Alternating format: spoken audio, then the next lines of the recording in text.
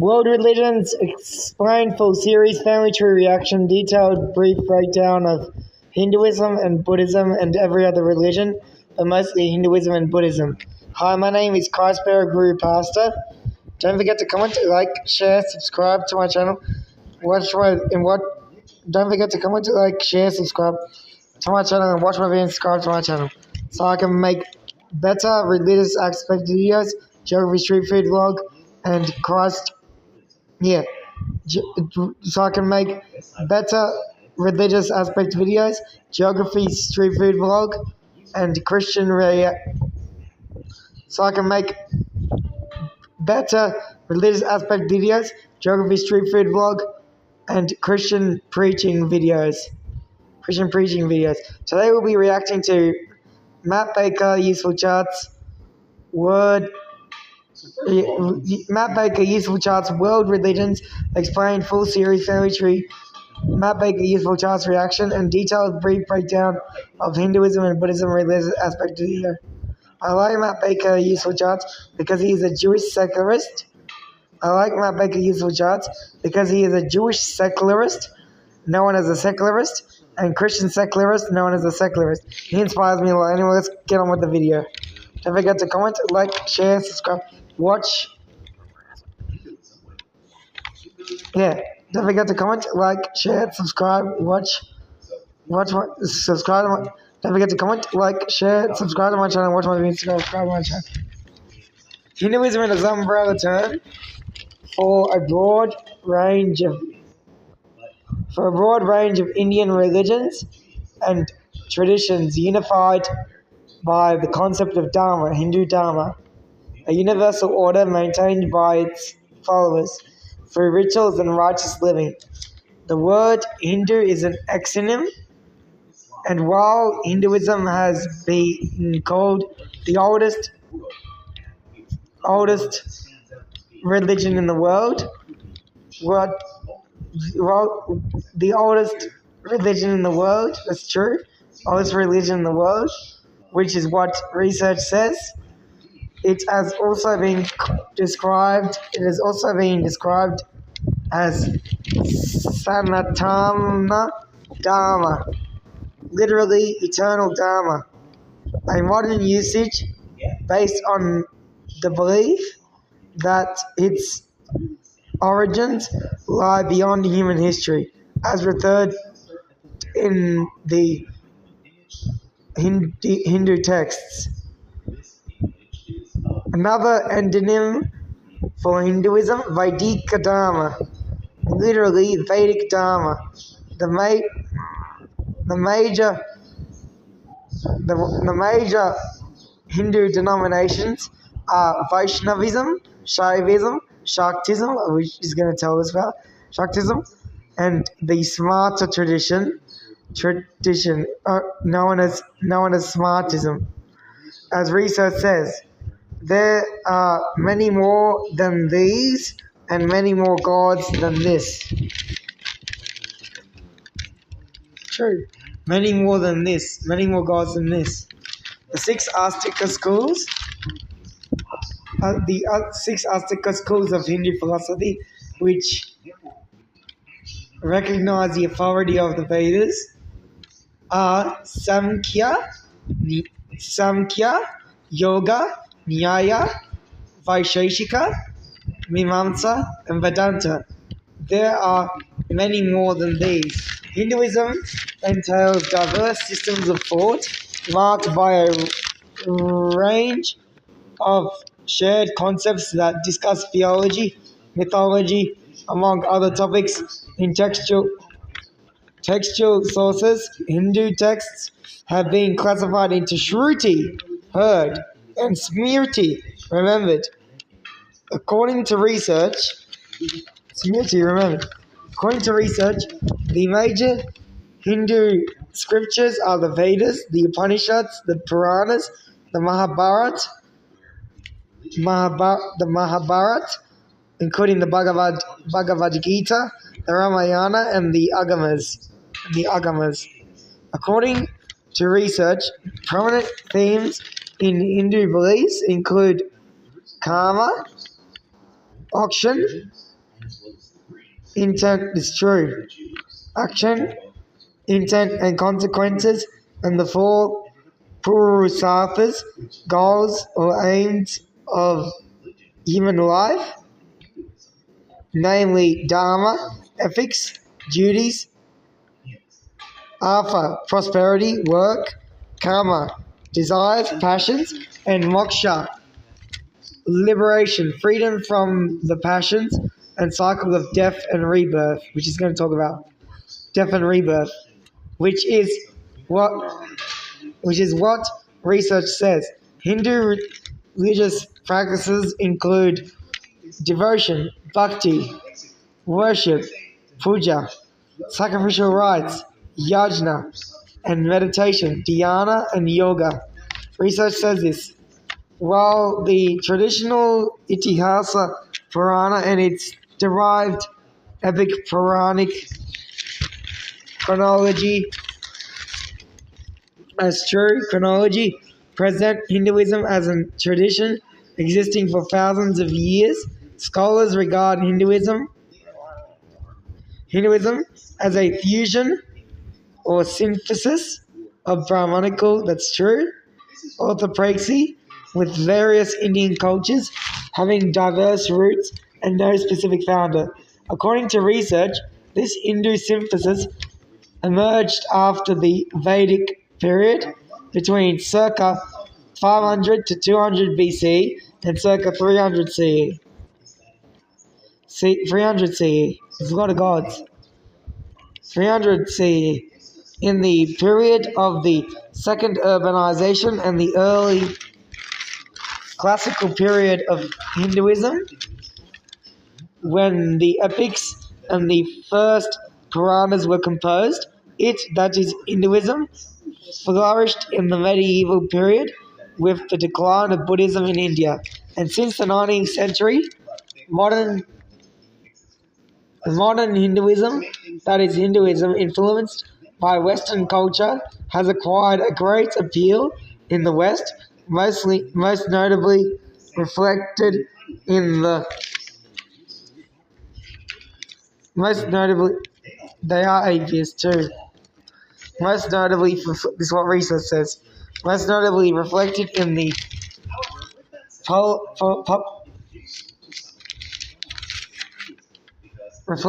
reflected in the popularization of yoga and various sects, such as transcendental meditation and Hare Krishna and transcendental meditation and the Hare Krishna movement. Hinduism is the world's third largest religion, with approximately 1.2 billion followers, or around 15% of their global population known as Hindu. According to research, it is the most widely professed faith in India, Nepal, Mauritius, and in Bali, Indonesia. According to research, significant numbers of Hindu communities is a man god too. Communities are found in countries of South Asia, in Southeast Asia, in the Caribbean, in places like Suriname and Guyana. Research says this. Middle East, North America, in places like Canada and America, that is USA. According to research, Europe, Oceania, in places like Fiji and Australia. According to research, Africa, in places like Kenya, according to research, and other regions in the world as well, if you can find it. The word Hindu is an exonym and is derived from the Sanskrit root Sindhu, believed to be the name of the Indus River in the northwestern part of the Indian subcontinent. The Proto-Iranian sound change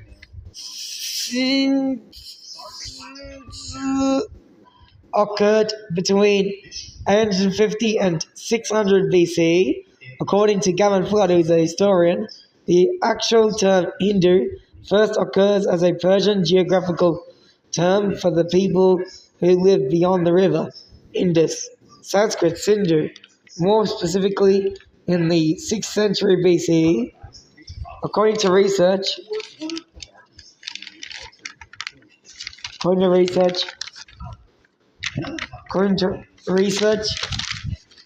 inscription of Darius the First of Persia, the Great, 550 to 486 BCE. The term Hindu in these ancient records is a geographical term and did not refer to a religion. The word Hindu is found as Hepta-Hindu in Avesta, equivalent to Rigvedic Sapta-Sindhu. Well, pronounced Hindustan, is found in a Sasanian inscription from the 3rd century CE. Exactly.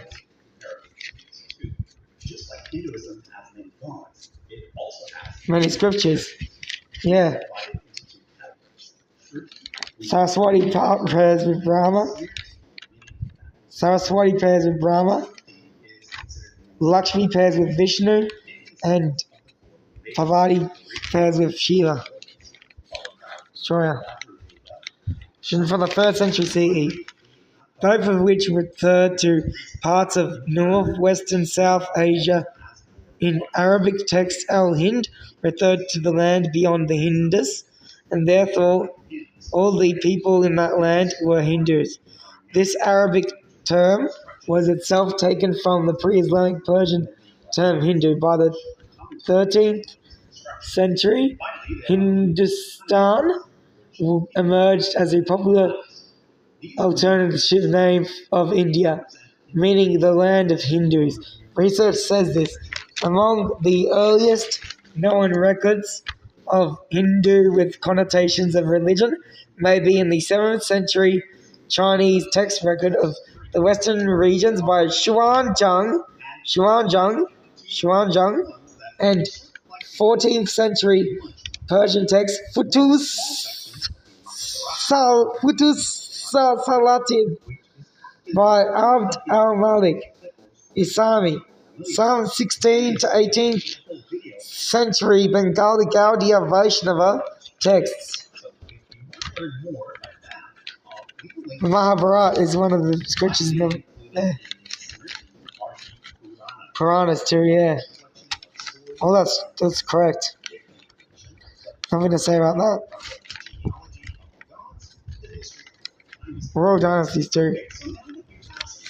Yet Gaudiya Vaishnava texts mention Hindu and Hindu Dharma to distinguish from Muslims without positively defining these terms. According to research, in the 18th century, the European merchants and colonists began to refer to the followers of the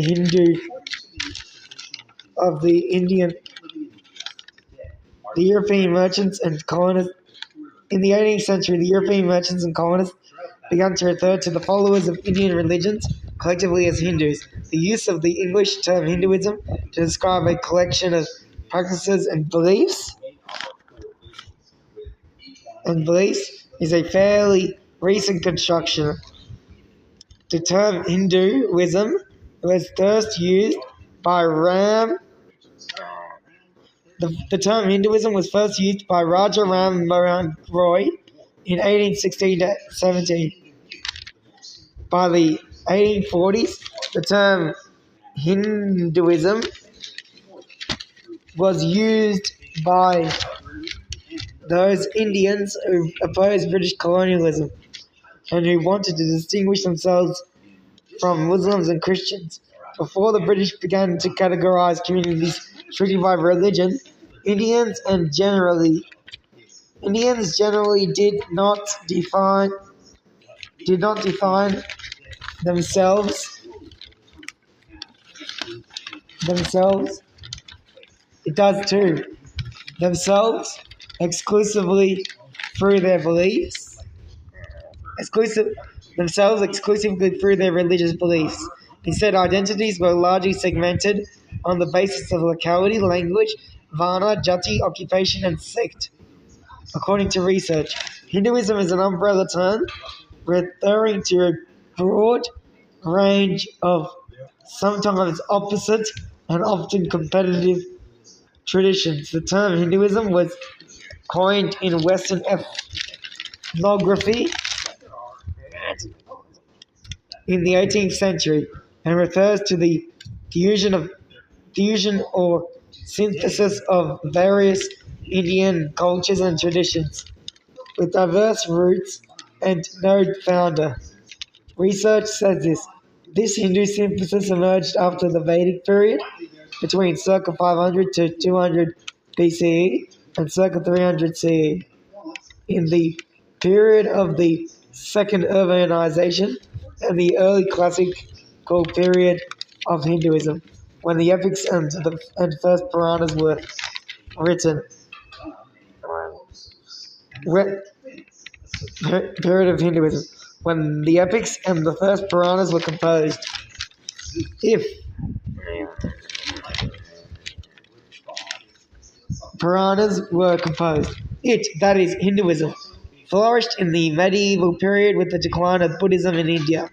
Hinduism's variations in belief and its broad range of traditions make it difficult to define as a religion. According to traditional Western conceptions, research says this Hinduism includes a diversity of ideas on spirituality and traditions.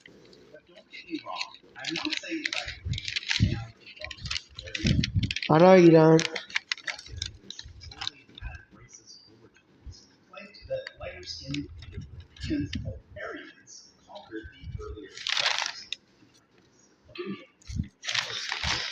And Hindus can be polytheistic, which means worship a lot of gods, which is what he just talked about before. They worship a lot of gods, and worship a lot of gods. Basically, there are 3,000 gods in Hinduism. Pantheistic, monotheistic, pandeistic, henotheistic. Basically, worshipping one god without and acknowledging the existence of lesser gods as supreme. Lesser gods. Monotheistic, worshipping one god. Monistic, agnostic, atheistic, worshipping no god, thinking God isn't real, and humanist, basically taking a philosophical side of Hinduism. According to Mahatma Gandhi, a man may not believe in God and still call himself a Hindu. According to Wendy Doniger, ideas about all the major issues of faith and life, the Indravaruni Agni, lifestyle, vegetarianism, non-violence, belief in rebirth, even caste, are subjects of debate, not dogma, because of the wide range of traditions and ideas covered by the term Hinduism.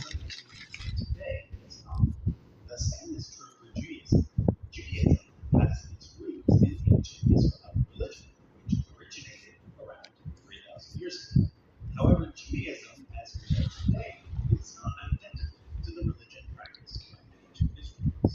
It developed mostly between the years 600 BCE. Did too. The Bible says that. It's not simple. True. They change over time. For Hinduism, it is.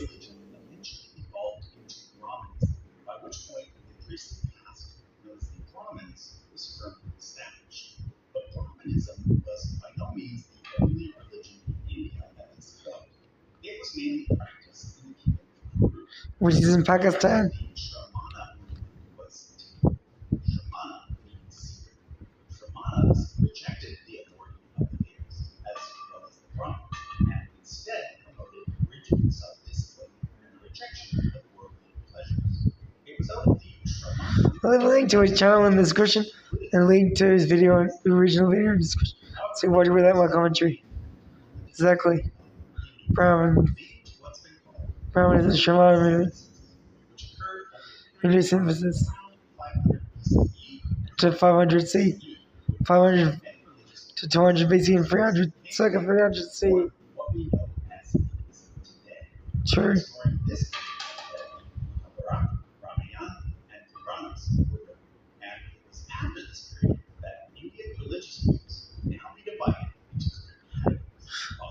Astika and Nastika. Gnostic schools are considered orthodox by Hindus because they all accept the authority of the Vedas. The six Gnostic Schools schools of India are Samkhya, Jnana, Vaisheshika, Samkhya, Samkhya, Yoga, Nyaya, Vaisheshika, Mimamsa, and Vedanta. Samkhya, Yoga, Nyaya, Vaisheshika, Mimamsa, and Vedanta. I think that's pretty much correct. Vedas. therefore considered heterodox. Heterodox. These include Buddhism, Buddhism. Jainism, several now, if you're a Western, out of the six Gnostic, there's probably one that you recognize. Well, the first thing you need to know yoga It's not a bunch of exercises. is simply a series of exercises, which is what most Westerners think. Yoga is actually a system of philosophy.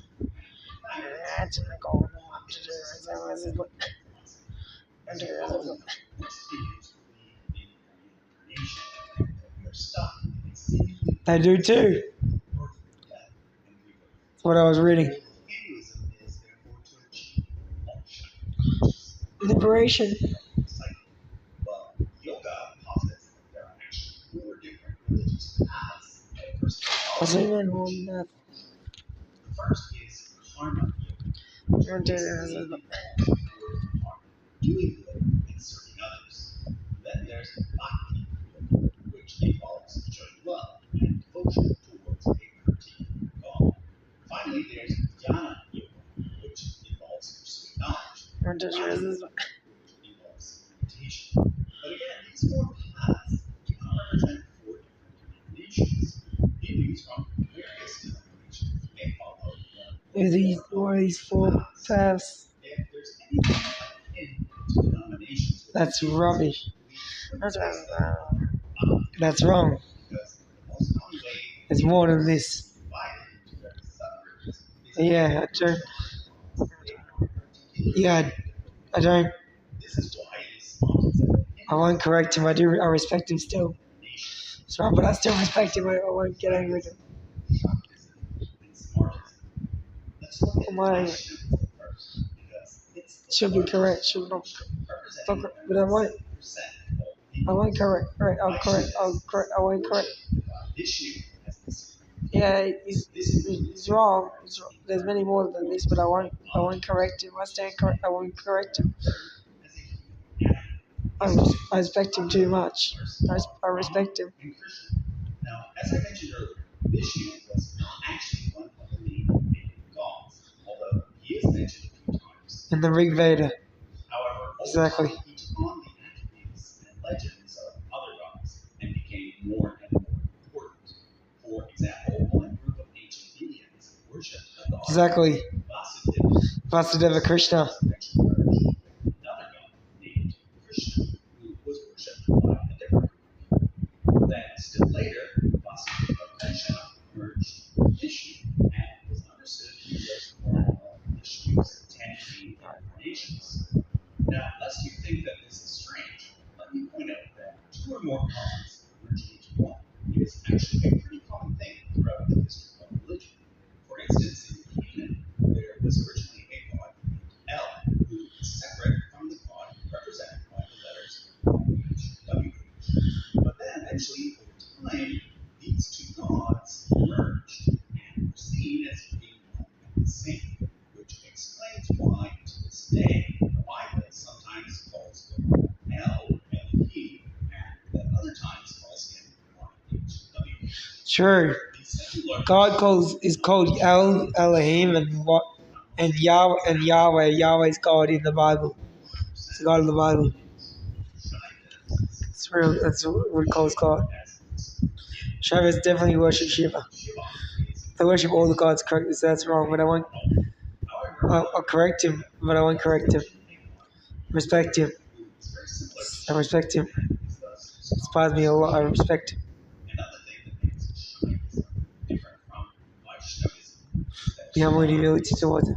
worship or being displayed in temples as Lingam, yeah, that's true. Is supposed to represent female phallus, but this is actually not true. It's simply meant to communicate the idea that Almost Shiva done this has one. a form.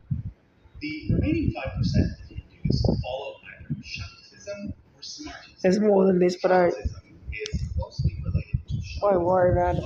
whereas Shaktists worship the supreme deity in the form of the male god Shiva. Shaktists worship the supreme deity in the form of the female goddess Shakti, which is part of Shiva's wife.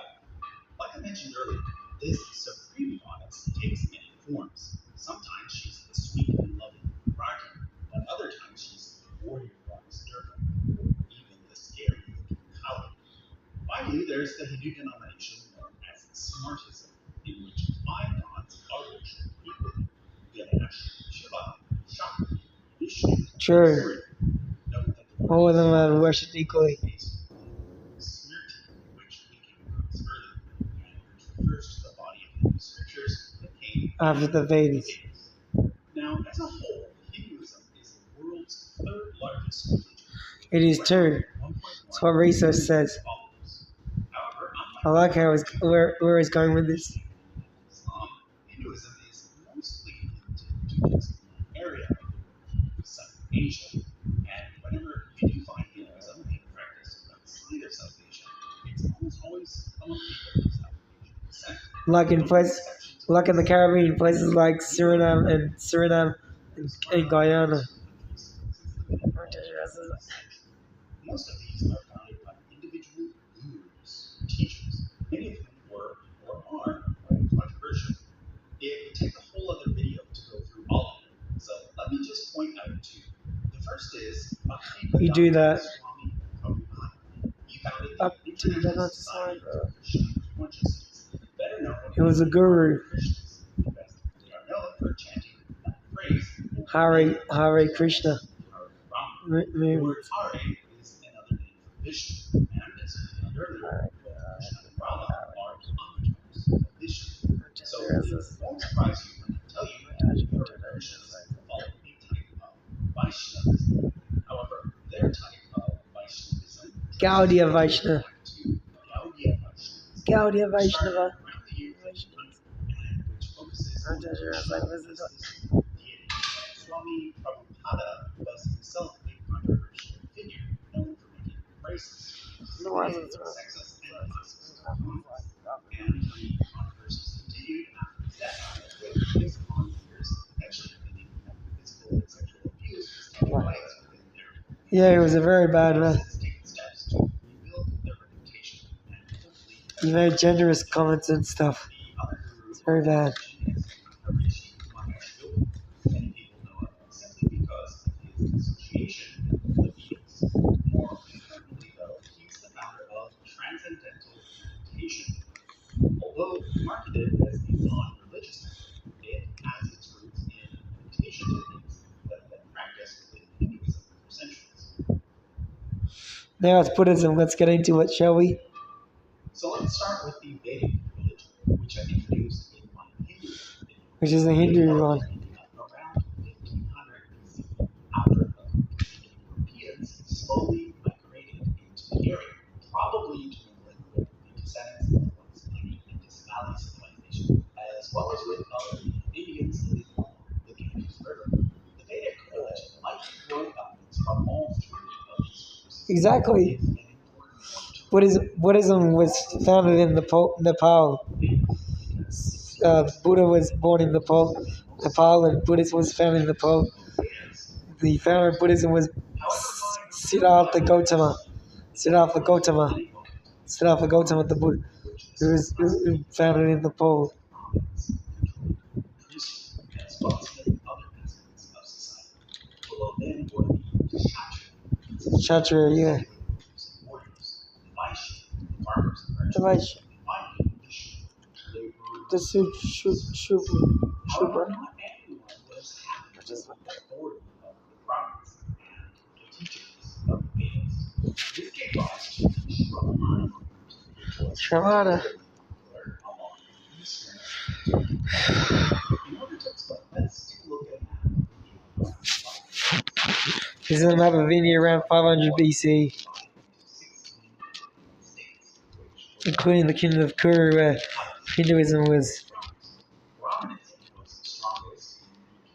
Kuru. Setting forth the great Hindu epic, the Mahabharata. there were other states like South, which and Magadha, where support for the Brahmins was weaker. It was here that the Shramana movement took hold. Basically, a Shramana was a person who dropped out of everyday society in order to instead live a very simple life, focused on spiritual development. This resulted in the development of simple schools of philosophy, but it also ended up influencing Brahmanism as well. Sure.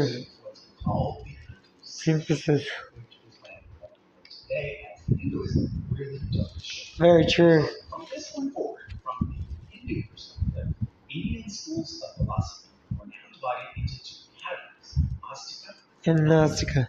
Astika schools accept the authority of The Vedas. and are hence considered to be a Part of Hinduism. whereas Nastika Who? schools Reject the Vedas. and are thus considered to be second religion. Sure. The two Gnostic schools Who? that most people are familiar with today Buddhism and Jainism. and Buddhism, but Jainism, at Buddhism. times there were other schools that were just as popular.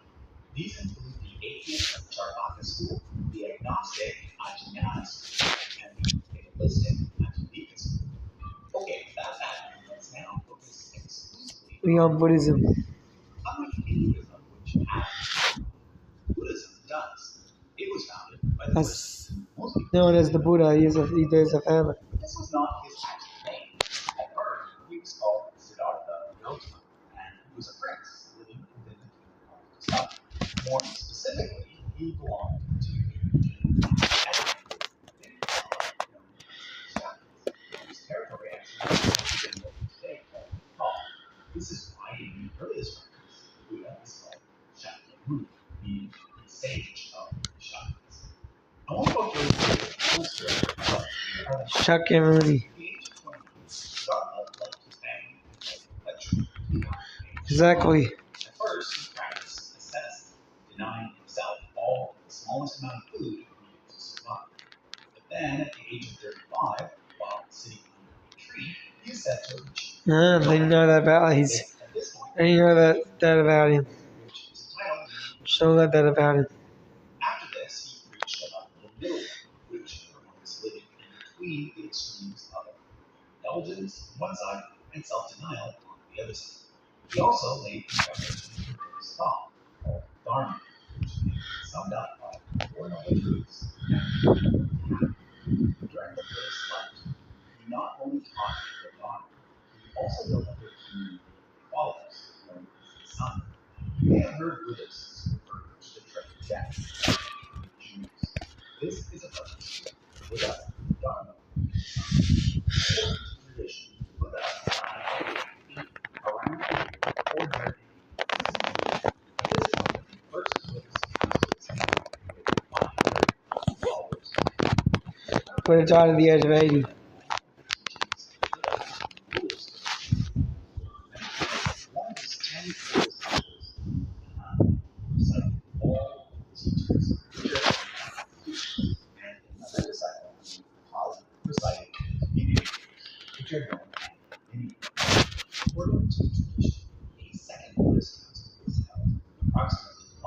True.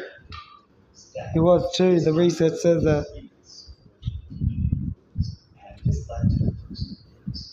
First Buddhist schism. Mahasangika. Svetavira.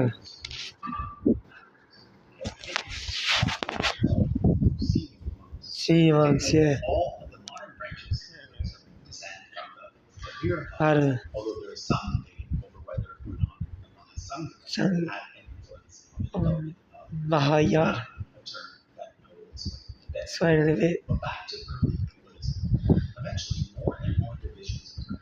To the point So divided, isn't it? it is similar that Because it's what religion is. It's always divided. schools. Around the time of Ashoka, the great Indian emperor who united most of India for the very first time, the True. main ones were the Vajrayana, He did too. Vivajivada, extremely important figure Savasivada Pudgalavada. because he himself converted to the religion and promoted missionary efforts to spread Buddhism to other lands. The most important of these missions was led by his first son, Mahinda, who became a monk and brought Buddhism to Sri Lanka.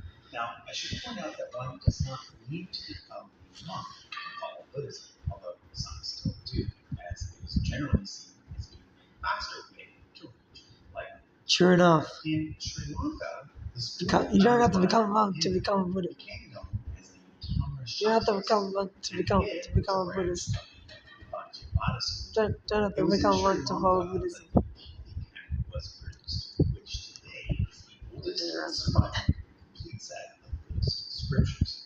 Take note that Pali is a language closely related Sanskrit to, not quite the same as Sanskrit. is Let's now closely take a related moment to to it. look at the contents of the Pali Canon. A full set of Buddhist scriptures is called a Tripitaka, which means three facets. That's because it's comprised of three main parts. The Vinaya Pitaka, which contains the community rules, the Sutra Pitaka, which contains the Buddha's teachings, and the Abhidhamma, which contains analysis of Buddha's teachings. The Vinaya Pitaka contains rules for both male monks, who are called bhikkhus, as well as for female monks or nuns, who are called bhikkhunis. Exactly. It also contains a few sections covering early Buddhist history. In the Pali Canon, the So Sutra early Buddhist Pitaka history. is divided into 5 parts, called Nikayas, meaning all Nikayas. books. These can then be broken further into smaller books. Of these smaller books, the one that I'd like to The highlight Dhammapada, is the Dhammapada, which is located in Fifth Nikaya. it's the most True. well known of all the Buddhist scriptures. Do you know that about the It's Buddhist certainly scriptures? for those who want to Learning from this dig guy. deep. Finally, I'd like to point out that the Pali Canon version of the Abhidhamma has 7 parts. Okay, let's now go back to the family tree chart. From Sri Lanka, Buddhism eventually spread to Burma, Thailand, Laos, and Cambodia. The type of So I Buddhism go found to in all of these countries is therefore very Burma, Thailand, Nowadays, it is called Laos, and Cambodia Take note that the word is where Buddhism is. of the Sanskrit word. Buddhism is in. Buddhism is today. Buddhism is China, Japan, Korea, Laos, Thailand, Cambodia, Burma, the Myanmar, Nepal, India, Sri Lanka, Japan, Korea, Central Asia,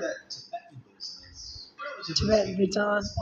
It is often said that there are really just 2 main types of Buddhism. There are Theravada and Mahayana. I'm therefore going to focus on Mahayana next. That's good of The you. exact origins of Mahayana are unclear. It wasn't really a separate school, but rather a movement that took place within many schools.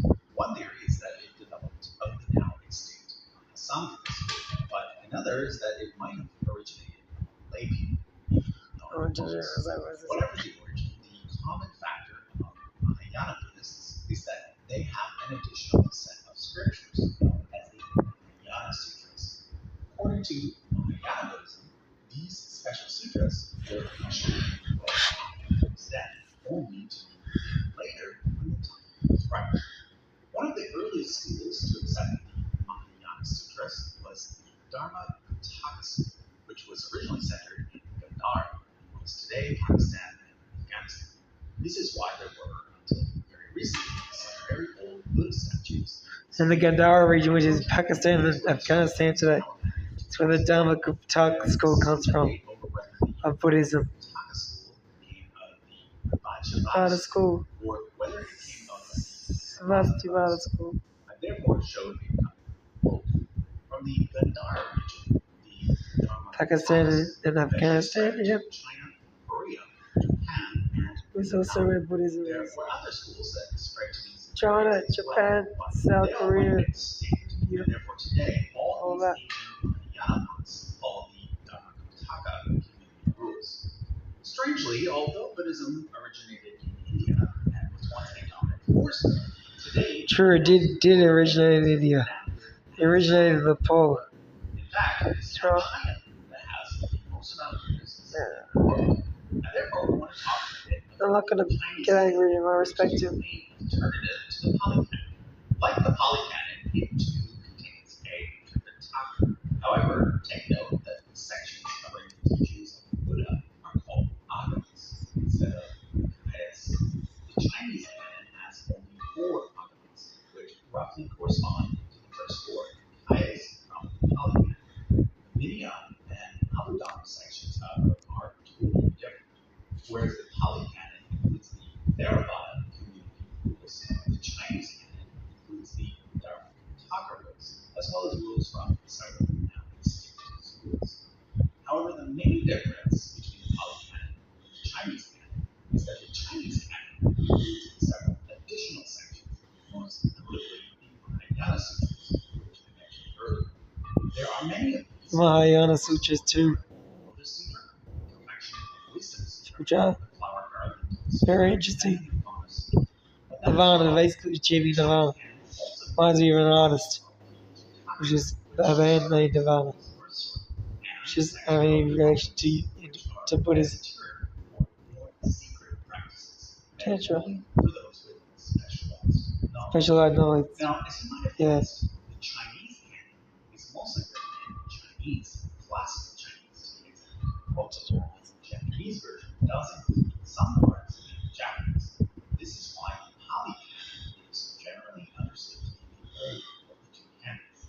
After all, Pali is an ancient Indian language. India is where it Yeah. However, this paints a bit of a wrong picture. It's actually more accurate to say that the Pali canon is the oldest complete version of the Buddhist scriptures. The oldest complete version, exactly. Works of the Chinese canon Does paint a wrong picture. you have the corresponding older Sanskrit versions. It's just that we don't have the complete Chinese canon available. Okay, now before I move on, I want to briefly describe the main difference between Theravada Buddhism and Mahayana Buddhism in terms of beliefs. In both cases, the ultimate goal is to achieve enlightenment, which then frees a person from the continuous cycle of birth, death, and rebirth. Which, by the way, is Same goal in Hinduism. I read that there. Theravada Yeah. Buddhists teach that there are 3 paths to enlightenment. First, and by far the most common path, is the student path. Student path, yeah. Person learns from the teachings of Buddha and eventually becomes an arhat, mostly by means of strict discipline. Once a person becomes an arhat, they no longer do evil. The second path is that of the solitary path, in which a person achieves enlightenment on their own, but is unable to teach others how to do it. Finally, there is the full Buddha path, in which a person achieves enlightenment on their own and is also able to teach Others how to do it. This Yeah. obviously was the path that Siddhartha Siddhartha Gautama, the founder of Buddhism. is called God. He's known as the Buddha, yeah. Now, what a lot of non-Buddhists don't know is that the Buddha was not the only person to achieve Buddhahood. The Pali Canon mentions 27 Buddhas by name, Buddhas who lived before the Buddha. The 3 most recent being Kakusanda, Kanagaramana, and Kasana. It also talks Exactly. about a future Buddha named Maitreya, which brings me to the word Bodhisattva, which is a term that is used to refer to someone on the path towards becoming a Buddha. In Theravada Buddhism, Bodhisattvas are thought to be rare, with Maitreya being the only current one. Like I say, in Maitreya. Theravada Buddhism, most people take the Arhat path. Path. And this is where Mahayana Buddhism is very different. In Mahayana Buddhism, the first 2 paths are Exactly. very much inferior. This is why Mahayana Buddhists Yeah. refer to Theravada as Hinayana, which means the lesser path. In contrast, the word Mahayana means the greater path. Mahayana teaches that the full Buddha path, also known as the Bodhisattva path, is open to everyone. True. It sees the Bodhisattva path is open to everyone. individuals. And the other is Hinayana. For the sake of helping others. Therefore, in Hinayana Buddhism, there are lots So Bodhisattvas. many of whom are understood to reside in higher realms. So Mahayana Buddhists often Pray to Bodhisattvas. and ask them for help. They do. It's like they're worshipping idols. often called laughing Laughing Buddha, fat Buddha. is actually Buddha. His name's Buddha. He was a monk who lived around 1,000 years ago. Monk who lived around 1,000 years. It's very interesting. Today, and Buddha are not the same person. They're not the same person. Buddha, Two different names, two different people. founder of Buddhism, who became So have to go to the founder of Buddhism. years ago. In contrast, today is a bodhisattva on his way to becoming a Buddha. Some think that he is Maitreya, that future Buddha that I mentioned earlier. All of this brings up the question: are there Gods gods in Buddhism? Well, it kind of depends on your There probably are definition. gods, but you probably aren't gods. Buddhism is often said to be atheist. Yeah, that's what people say. It's what research says is atheistic religion. Certainly seems to be something a little bit similar to it. Maybe not the omnipotent sort of God that Abrahamic religions Talk about some sort of spiritual thing, Sure. In Theravada but it's there is gods in there as well.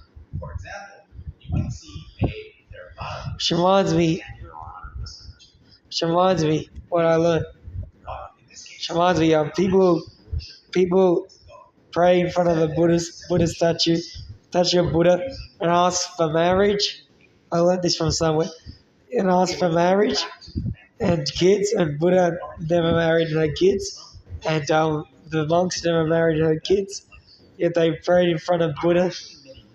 They prayed in front of a Buddha statue, and First is Chinese, known as Zen Buddhism in Japan. yeah, It is um, they prayed in front of a Buddha statue of Buddha, and asked for marriage and kids when Buddha didn't marry and have kids, and the monks didn't marry and have kids. It's very problematic.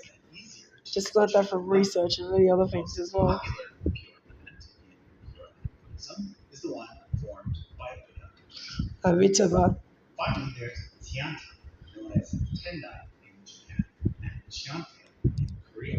It focuses on the Lotus Sutra that I mentioned The earlier. lotus. It says that all paths eventually lead to the one. When Bodhi set the path. Okay, I now want to turn our attention to Tibetan Buddhism.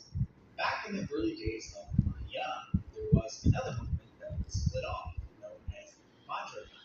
But like Mahayana, this was not a separate school of Buddhism, but rather a movement that had several schools.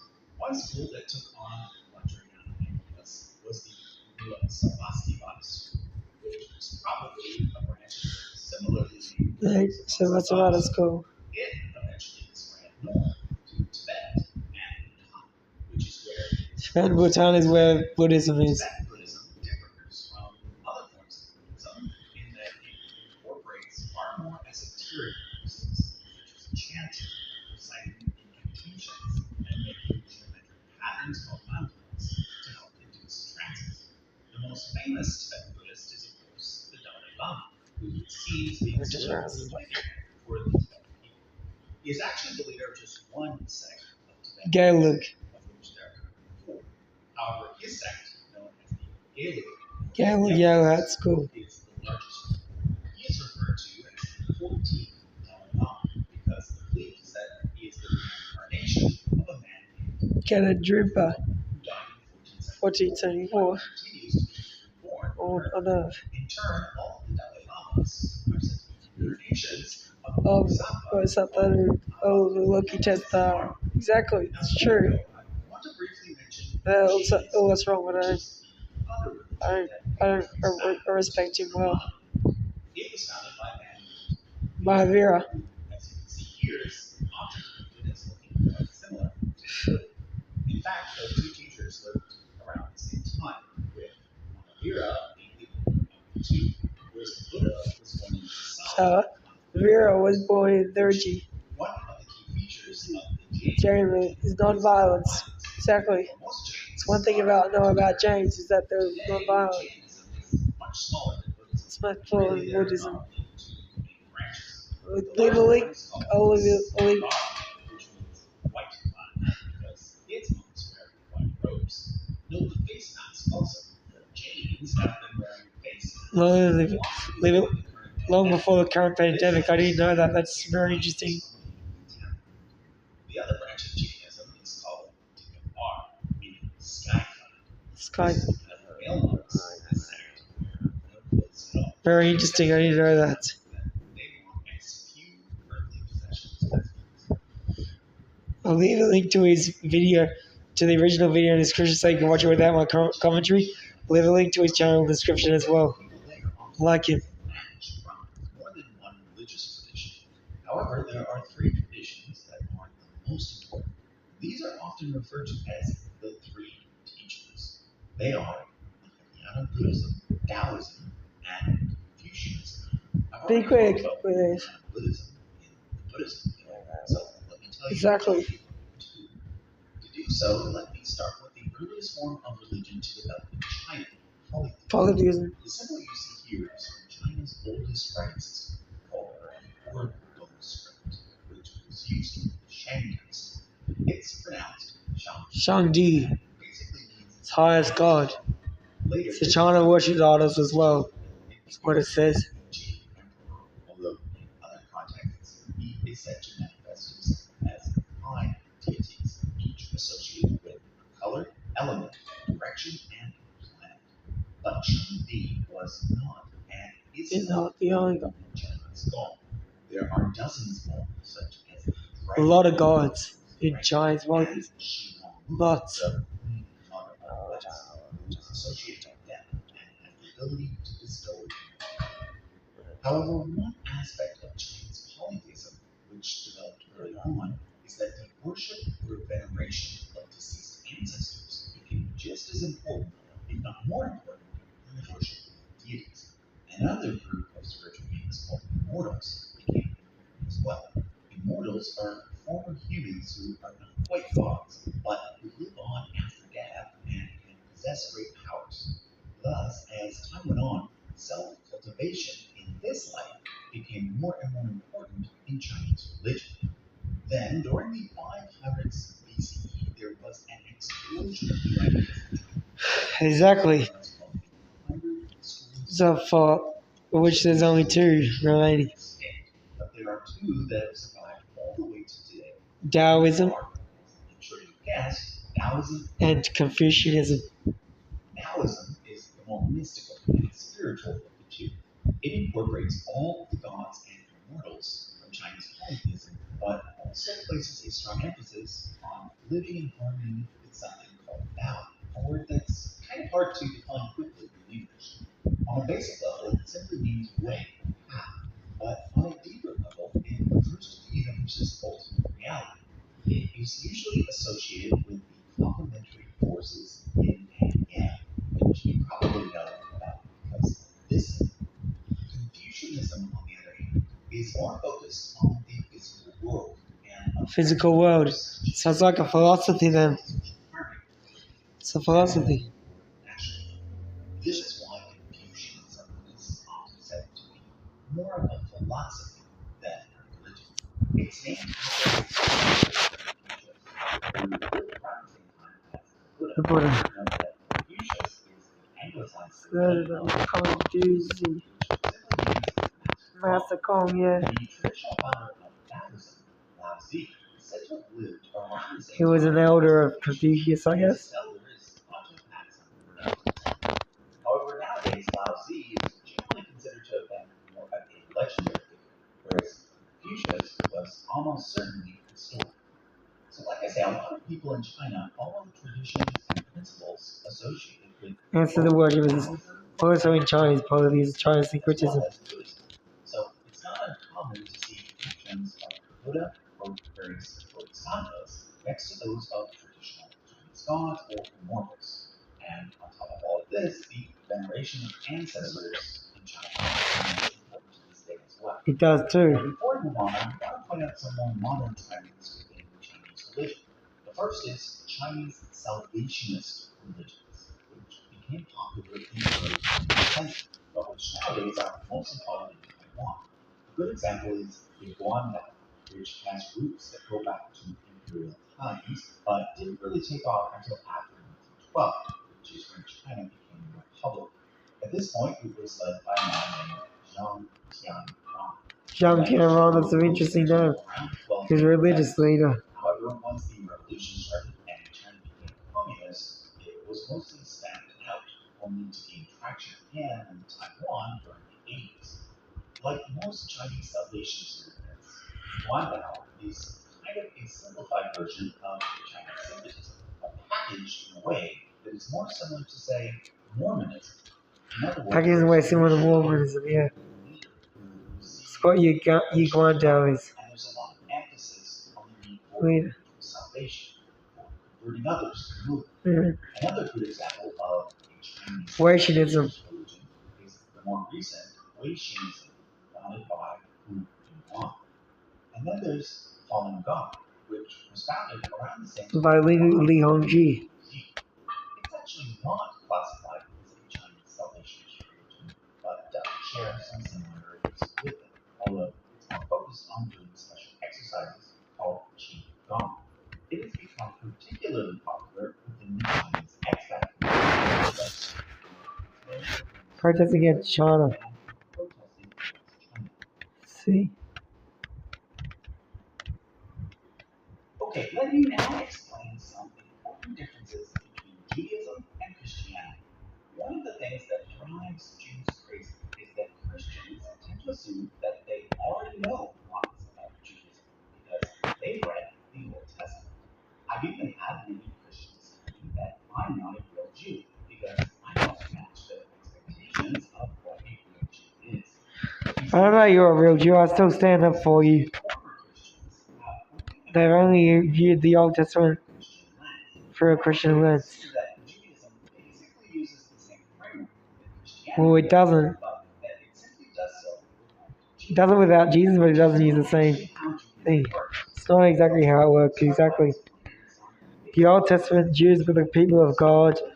They were following the laws of Moses, had all these rabbis, all that stuff. What should a person believe? The Pharisees, Whether or not to join the church, most Christians, especially Protestants, will first of all ask people of God in the which is why Old Testament, the founder was Moses, always includes a all that stuff. faith. It's also And exactly, Christians do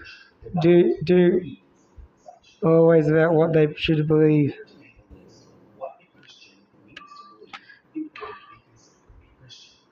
And of course, the most important thing that a Christian needs to believe is that Jesus is God and that He died for our sins. For example, Sure. in Scripture, John 3:16 says, "For God so loved the world that He gave His only begotten Son, that whosoever believes in Him should not perish, but have everlasting life."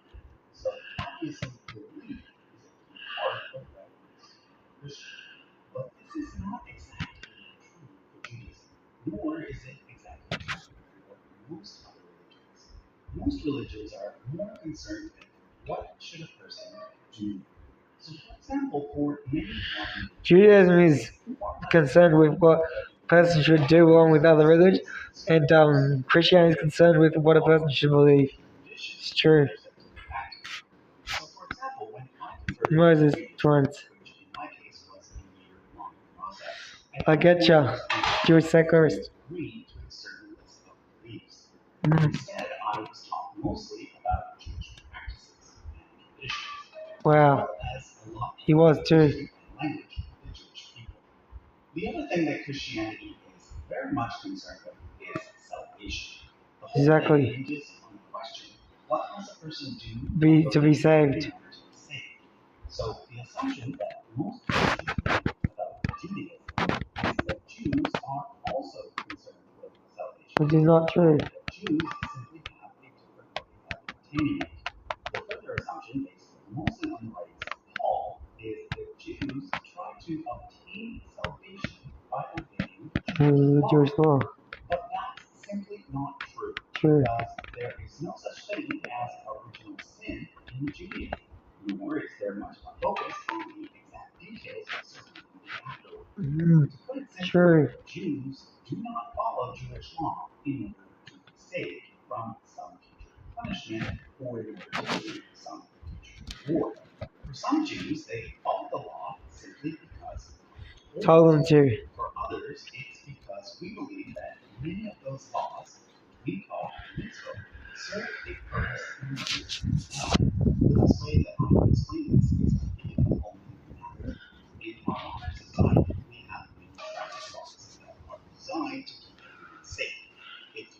one of those laws, say like going too fast in your car, you might get a ticket as a punishment. But do you obey the traffic rules simply because you don't want a ticket? Perhaps, but I hope that you also obey them because, for example, you don't want to hit some kid while passing through a school zone. Likewise, one of the Jewish mitzvot is to rest on Shabbat or Sabbath. We do this not because we're scared that God will punish us, True. but because we see a benefit in taking some time off at least once per week. Now, as you probably know, different Jews take a different approach to how carefully they follow this mitzvah. And I'll get to that in a moment. But for now, please understand that for all Jews, no matter what denomination they belong to, what they do or don't do is not based on trying to earn a future reward. This is summed up by the following principle given by the early Pharisee Antigonus of That's so good. Be not like servants who serve their master for the sake of reward.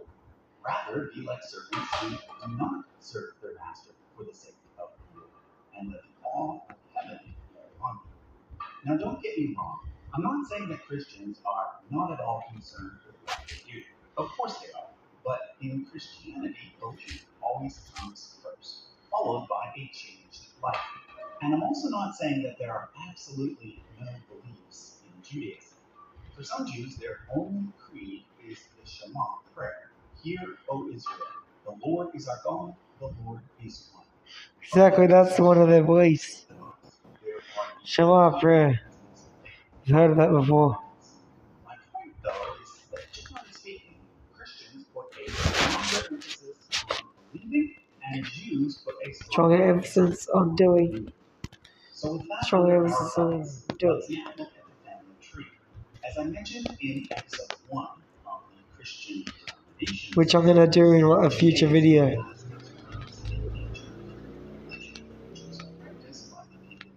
Israel and Judah. Israel Ancient Israel religion. relatively small, Fair enough. but they happen to be located right in between two of the most Ancient Mesopotamia and ancient Egypt, I guess. world, Egypt and Mesopotamia, which is why Egypt and then Not just later around Syria and Babylon played such a huge role in their history. Now, there are two main explanations for where ancient Israelite religion came from. One, of course, is that it came directly from God through divine revelation, specifically when Moses received the Torah. It says that in the book of Exodus. You see the Torah in Exodus 20, 25. In fact, the scholarly consensus nowadays is that the Israelites actually started out as a Subset of Canaan. Canaanites. That's what research says. Polytheism to monotheism over time. So the scholarly consensus What we're is. concerned with here is what happened during the late Iron Age. Basically, Israel fell to the Assyrians, and Judah fell to the Babylonians.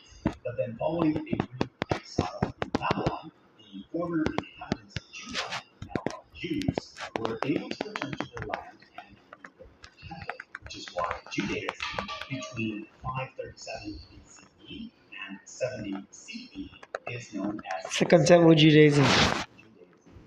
During this time, it was influenced by both Zoroastrianism, which was the religion of the Persians, as well as by Hellenism. He said that in the beginning. Zoroastrianism and Hellenism. Judaism was definitely monotheistic, which is to this day its defining feature. However, by the time that the Romans took over, there were four major sects. True enough. According to the New Testament as well. Pharisees, Essenes, Zealots, and Pharisees. The Pharisees, Essenes, Zealots, and Sadducees. The early Christians. However, Christianity quickly became a separate, mostly Gentile religion. non-Jewish religion. Non-Jewish, like that's us. Continued to maintain Jewish traditions, such as the Ebionites and Nazarenes, eventually went extinct. Although evidence that they had an influence on the development of Islam, which we'll get to. Anyway, the Essenes, Zealots, and Sadducees also all went Extinct. back when the Romans destroyed the Jewish temple in 70 CE. Thus, the only sect of Second Temple Judaism that survived was that of Pharisees. Now, the New Testament does not have a lot of nice things to say about Sure, it doesn't. but the Jews I've read that book. the Pharisees are actually our spiritual Ancestors. After the destruction of Jerusalem, they set up a school in the nearby town of known to Christian sources as Jamnia, which is where they helped Judaism evolve from being a temple-based religion to one that focused mostly on community prayer and study the divine Moses, known as the Torah. The scholars at this Yahweh school eventually became known as rabbis. Thus, Judaism, as it exists today, can more accurately be called Rabbinic Judaism. in order to distinguish it from the earlier Second Temple Judaism. One of the things that the early rabbis did was to develop the Talmud, which actually has two components. The Mishnah, which was written first, and the Gemara, which was written later. Commentary on the Mishnah. According to tradition, the Mishnah is based on the oral Torah, which consisted of various clarifications that were given to Moses around the same time as the written Torah. These were supposedly passed down by word of mouth until the time of the rabbis. However, according to modern critical scholarship, the oral Torah likely does not go all the way back to Moses, but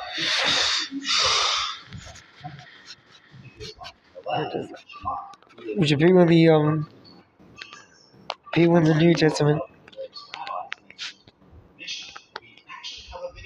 I have a video on that. I should link to that video as well. If you want to watch that video, link that video in the description as well.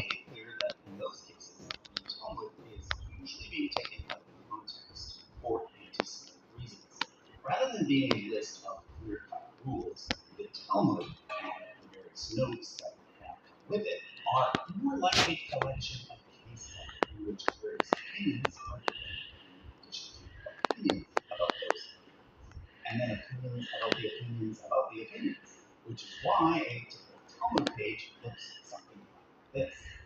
Now, it's at this point that I should bring up the Karaite Jews. Karaite Jews reject the Talmud, and therefore some people claim that the modern Karaites can trace their lineage all the way back to the Sadducees. But what's more likely is that they were simply a group What's more likely, yeah. from mainstream Very true. He's nailing it on the head. So complex. Is Beta Israel, based in Ethiopia. They may go all the way back to the Temple times, but there is also evidence that they initially maintained some contact with the early rabbis, but then for some reason that contact was eventually severed. It wasn't actually until modern times that Beta Israel was quote-unquote discovered and integrated back into mainstream Judaism. So again, I wouldn't consider Beta Israel to be outside of rabbinic Judaism, but rather to be a mainstream thing. But then there's the Samaritans, who definitely are a separate group from rabbinic Jews. They claim to be the descendants of the northern 10 tribes of Israel. However, according to historians, the situation is much more complicated. When Assyria conquered Israel, some Israelites were carried away, and then non-Israelites were brought into prison. However, other Israelites simply moved south to Jerusalem, where they became integrated into the kingdom of Judah. Then, when the Babylonians conquered Judah, a split occurred, whereby many of the elites were carried off to Babylon, whereas the everyday people were left behind, where they sometimes intermarried with foreigners.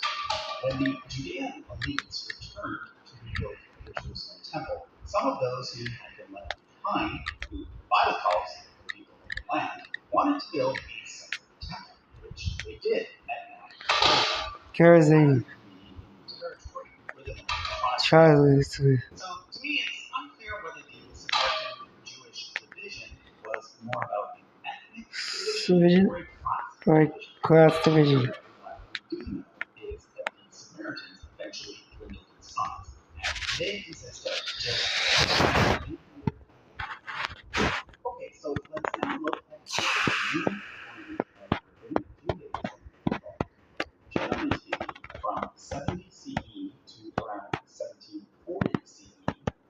was nothing within Judaism that was anything like what the word Denomination denomination refers to Judaism Sephardic, Ashkenazi, and Mizrahi Jews. very much in the minority wherever they were. So when you're already a small persecuted group, you tend to stick together. However, it also boils down to the fact that Judaism, to this day, has no central leadership.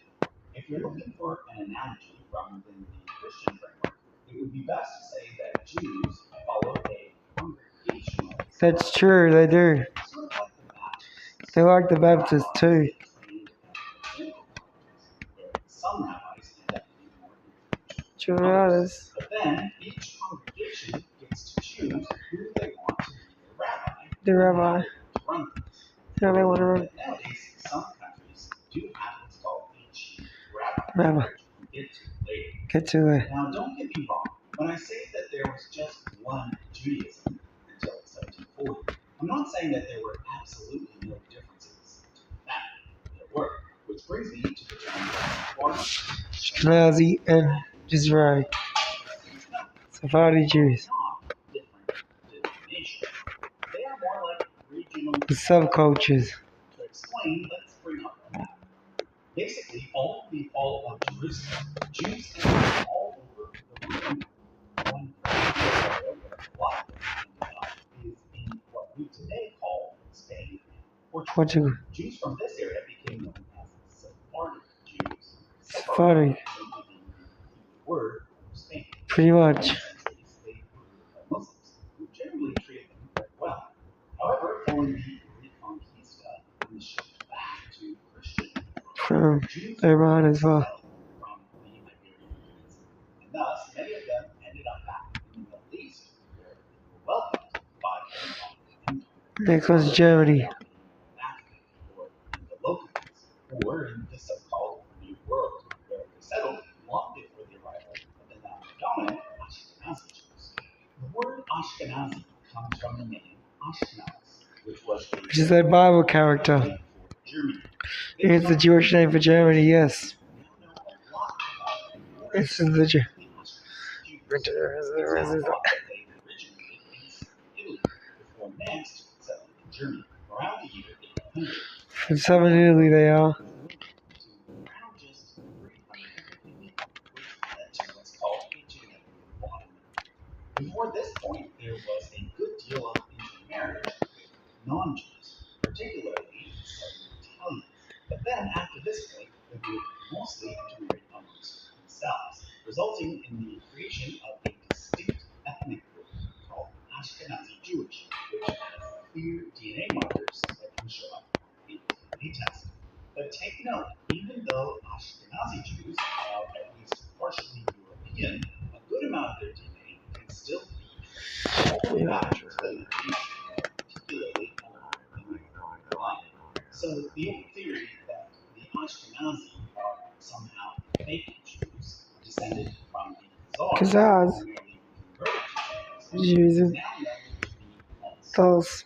I should also But they came note from that while Armenia, the they don't. Ashkenazi Jews originally It's those. settled in Germany, most of them ended up being pushed into Eastern Europe. which is where most of them lived in the 20th century. 20th Okay, so in addition to Sephardic Jews Jews, and Ashkenazi Jews, there are also Mizrahi Jews. which is sort of a It's a casual term to those who never got the Middle East.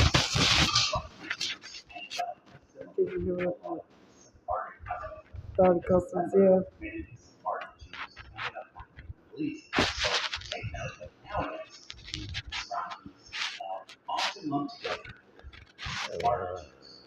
But again, before I move on, I want to emphasize that the Sephardi versus Ashkenazi division has nothing to do with religion, nor with any theological differences. In Judaism, we have a concept called minhag, which can be roughly translated as customs. Sephardi Jews and Ashkenazi Jews may have different minhag, but religion. The best analogy from within the Christian framework would be to compare Catholics who use the Latin rite with those who use the Syriac rite. Their clothing and liturgy might be different, but their theology is not. To For this day, Ashkenazi Jews rely heavily on philosophical works developed by Sephardi Jews.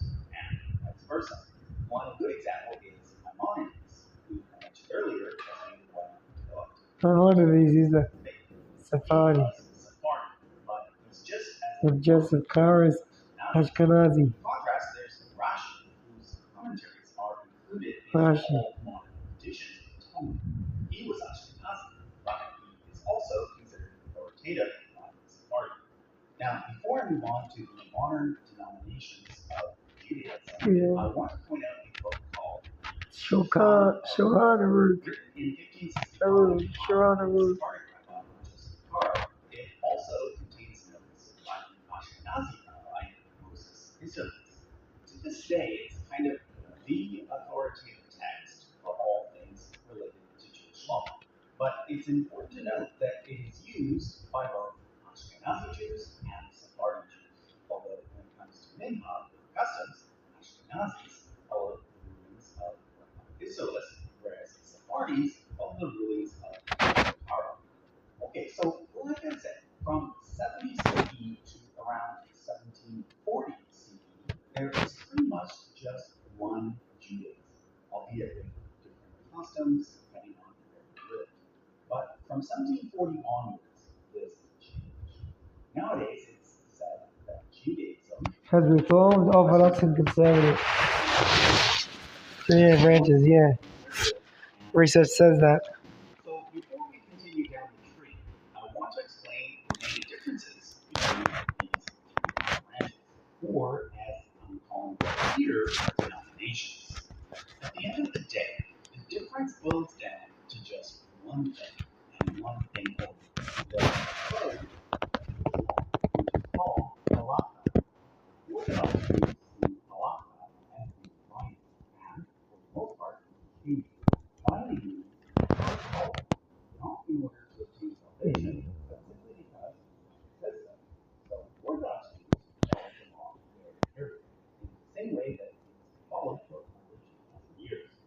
In contrast, conservative Jews, known as Masorti Jews outside of Mazorti, yeah. see halakha as Reminds me of a podcast I was wrong and changing. In other listening words, to law should evolve to talking about that. keep up with how human society has evolved. So, for example, Orthodox Jews won't drive a car on Shabbat because both combustion engines and electric engines involve lighting a fire. And in the Torah, lighting a fire is considered work, and you're not supposed to work on Shabbat. However, conservative Jews have come to the conclusion that in our modern world, being able to attend synagogues, which are often no longer is more important than following the original rule. So conservative rabbis have actually changed Jewish law to say that driving a car on Shabbat is permitted for this special circumstance. They have done similar things in terms of allowing women to become rabbis and supporting LGBT rabbis. Now, before we move on, let me mention the principle of Hifrach Nefesh, which is followed by every branch of Judaism. This law states that any other rule can be broken in order to protect the well-being of another person. So, for example, if a person has an emergency, Orthodox Jew will drive the car in order to get that person to the hospital as fast as possible. However, there are three exceptions. You can't murder, you can't worship idols, and you can't sin. Okay, so finally, there are Reformed Jews. Reformed Jews see halakha as being neither binding nor unchanging. This means that each individual Jew can make up their own mind about how to follow Jewish law. So, for example, the Torah says that Jews must not eat certain shellfish, such as prawns, but it says that beef is okay. However, in today's world, due to climate change, it can be argued that being beef is more problematic Problematic. than prawns. So, Yeah, it some is. Reformed Jews might decide to adopt a full pescatarian diet for ethical reasons instead of following traditional kosher rules. Should A you lot of put Reformed Jews like to focus on the phrase tikkun olam, that? which means repairing the world. Preparing the Therefore, world. they tend to prioritize ethical Come wisdom over oh, ritual ritual wisdom. mitzvah. Now, these may seem like some pretty big differences, but surprisingly, Mitzvah on the means law. surface, these three groups can often look almost the same. The one exception to this is a subset of Orthodox Jews known as Haredi or ultra Orthodox. Although note that the term Haredi Jews can be broken down further into Hasidic and non-Hasidic. I'll explain Hasidic Judaism in more detail in a moment, but for now, note that these are the Jews that tend to be Jewish in their ways. They are the ones with big black hats and Like the Amish. They like the Amish paradise. what Jews will tend to think of a Hasidic Jew. Yeah, which is what the Amish are in Christianity. It's Amish paradise. There are many who don't really stand out as being Jewish in either physical way and are more integrated into the greater society. These non-Haredi Orthodox Jews are usually called modern Orthodox. Okay, so how did all these various denominations of modern Judaism come about? Well, let's actually start with Hasidism. It was founded by the Baal Shem Tov. who lived in what is today Ukraine during the 1700s, which is why I've shown the Hasidic movement as stemming from the Ashkenazi. Ashkenazi. However, take note that nowadays some parties have also adopted Hasidism. Exactly. But a lot of Things change. about Hasidism is that it was actually a very mystical version of Judaism. In addition to being outwardly conservative, Conservative. it relies heavily on Kabbalah, which is a mystical school of thought within Judaism that goes back to Isaac Luria. Reminds me of my video on Western esotericism. Isaac Luria. They're all scholars and rabbis. So take, for example, Chabad, which is one of the largest and most well-known Hasidic groups.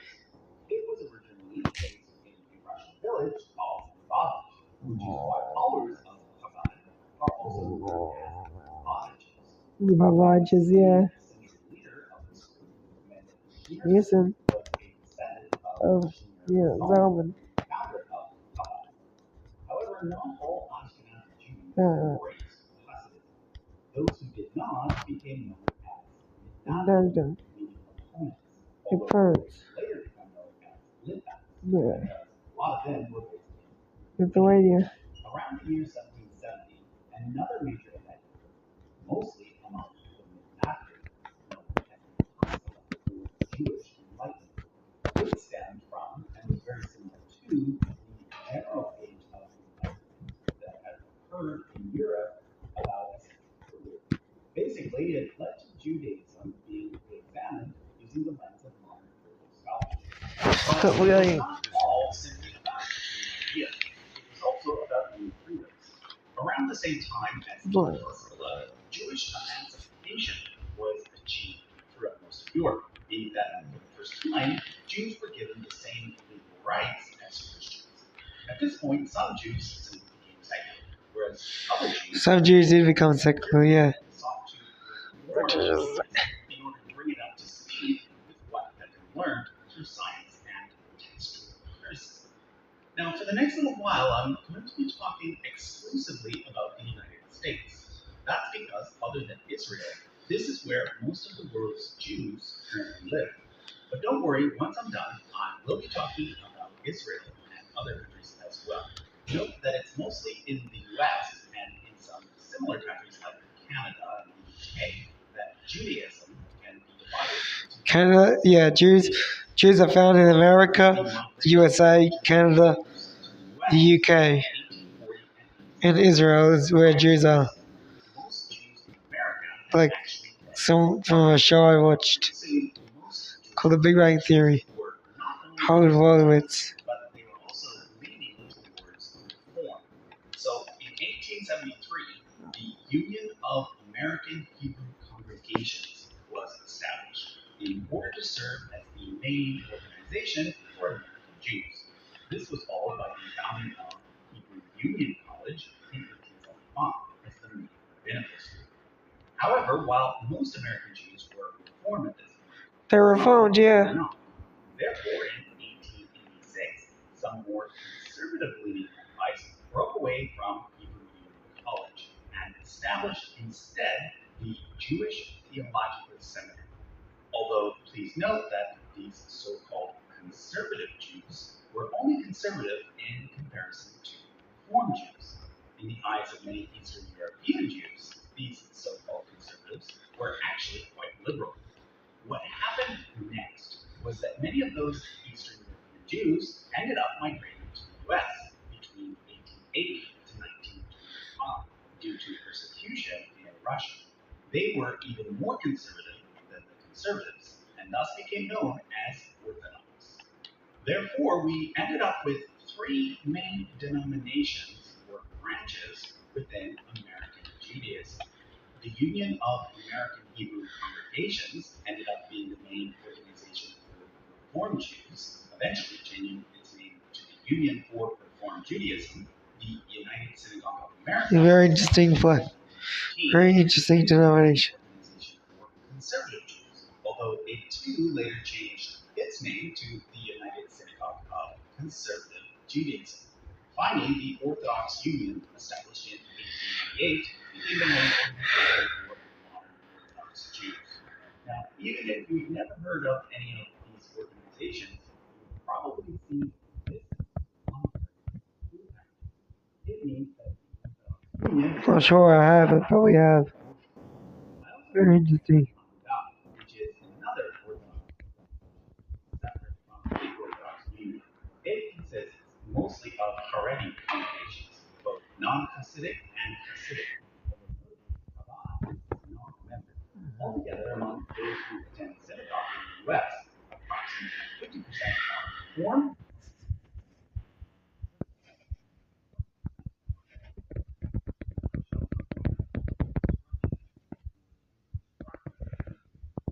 Which is reminds me of another movie, Reconstruction Judaism. It reminds me of the I don't know movie on Netflix, the series of unfortunate events. Netflix series where Karen Olaf, the dad of the adopted wife or wife adopted dad of was in school. He said he was Reconstruction Judaism, so he was a Reconstruction Judaism in the movie. as being somewhat conservative on the outside, but very liberal on the inside. There's also renewal, Reconstruction Judaism. which is even more recent, having its roots in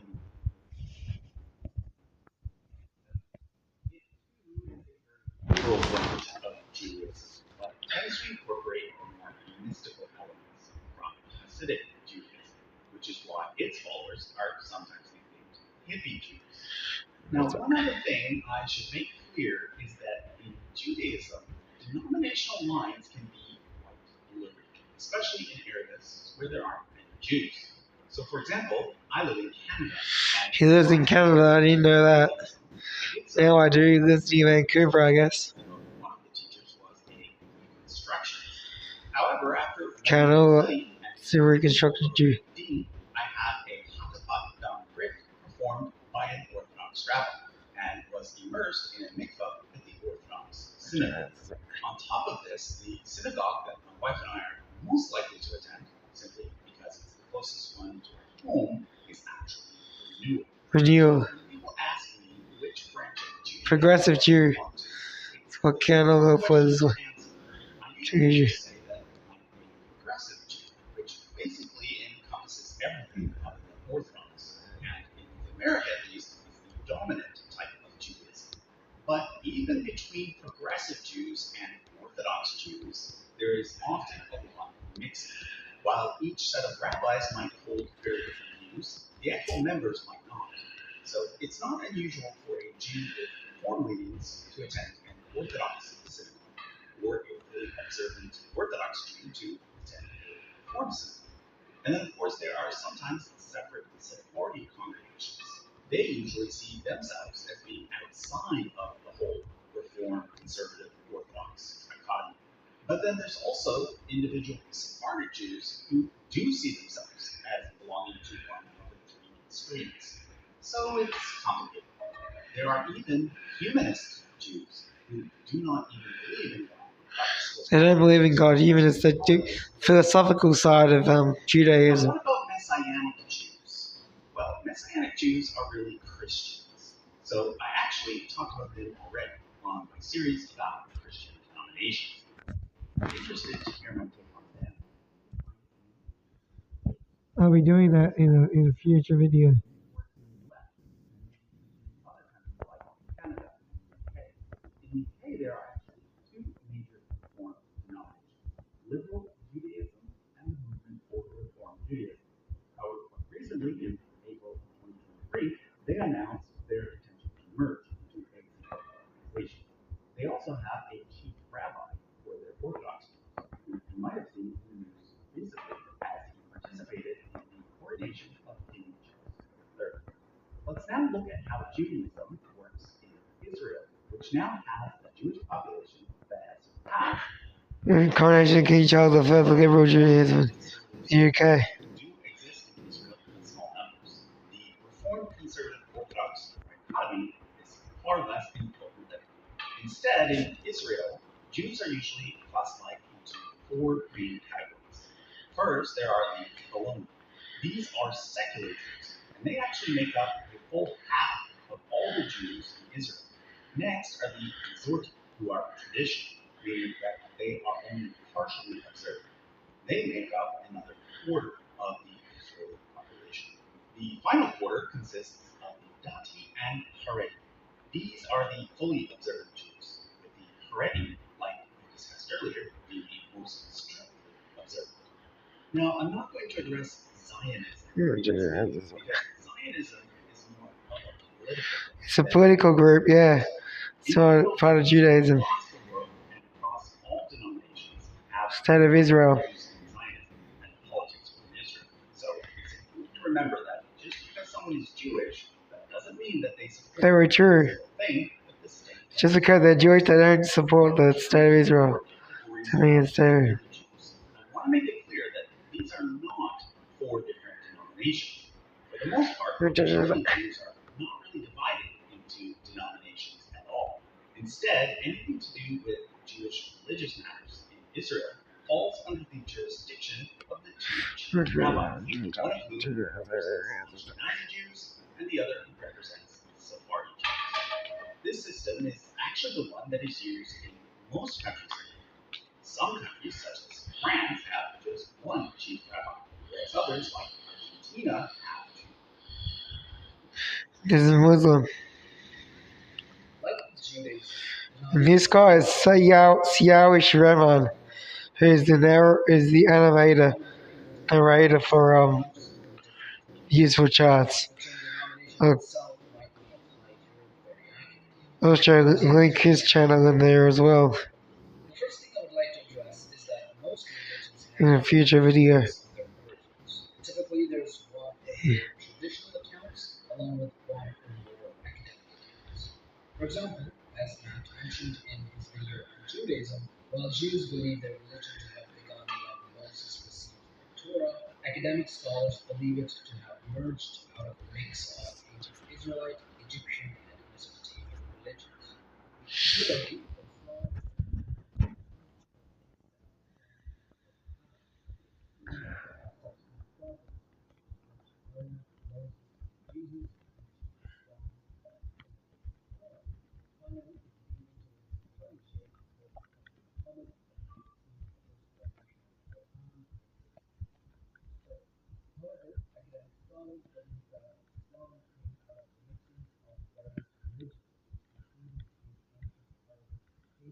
Pagan religions, yep. Christians. That's in Nazareth.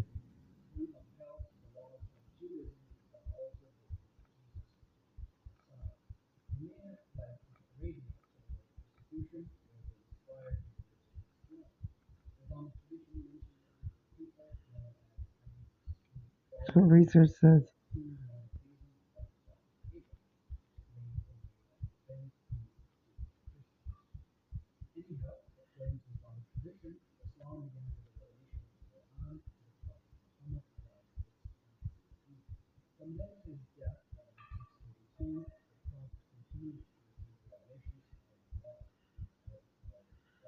Arabic word for God.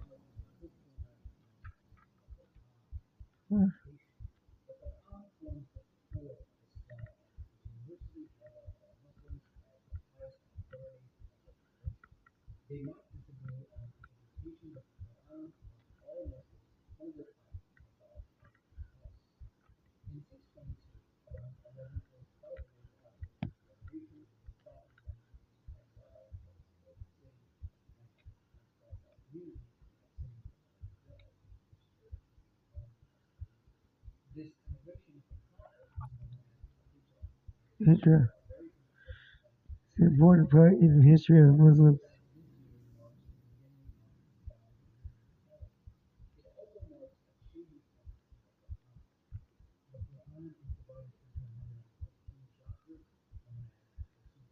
Surahs. Yeah, that's another thing I know about Hinduism. It's another thing I know about Islam is that the Quran's got chapters called surahs, like Surah 140 something.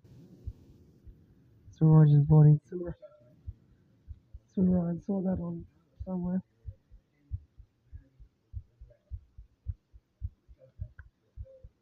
That's really what they believe, and that's what they believe.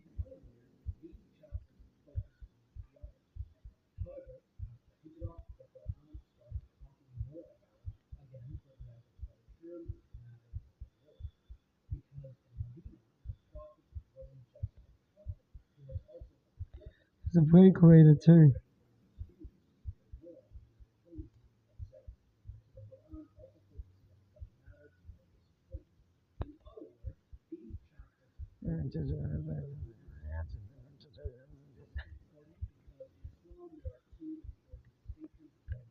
I like this guy too.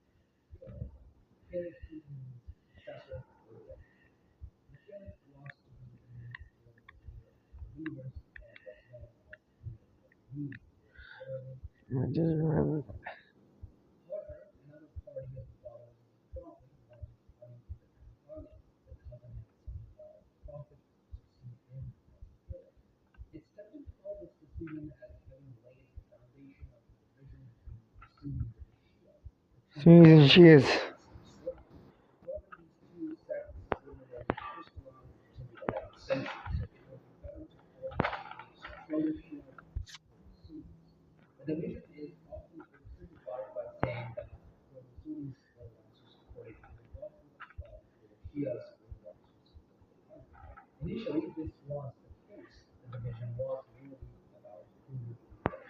Hey, 18 minutes.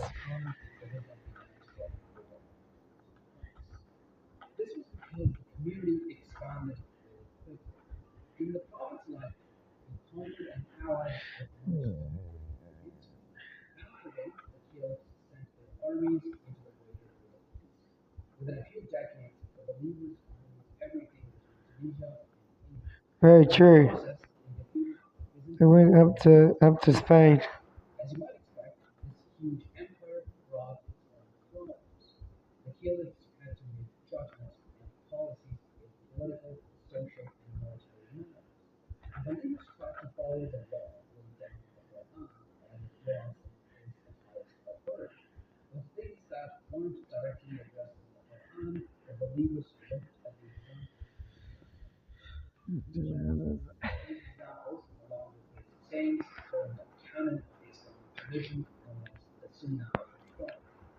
Sooner of the Prophet, his, his writings, his sayings, and the examples.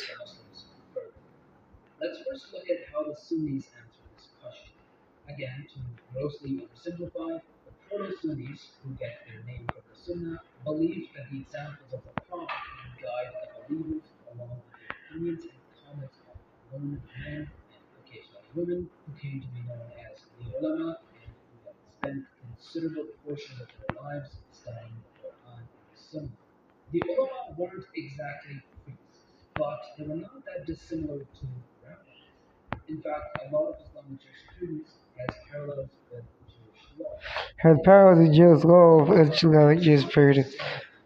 That's what research says. Research says this.